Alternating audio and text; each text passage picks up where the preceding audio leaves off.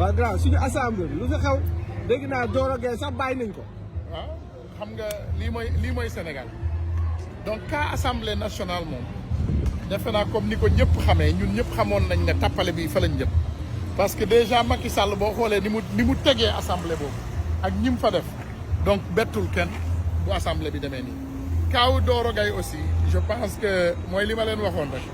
waxoon naa leen fi biñ ko jàppee nee naa leen procureur bi ngi teg deal ak waa APR criminelu APR yi yëpp ñu mag ñi daf leen bëgg a jàpp lijjanti seen affaire léegi libéré leen lépp lu muy def ni folklore la tant que jëlewuñu fa bandi yii réew mii du dox. assemblée bi aussi il faut ñu xam ne ful la mooy jaay Dakar wala kaay ma ñam jeexal il faut sénégalais yi jël seen ay responsabilité bu ñu deful li war président Ousmane Sonko dañoo def déclaration de politique am ci kanamu population sénégalaise bi ñun ñëpp ñu ànd ceeg moom.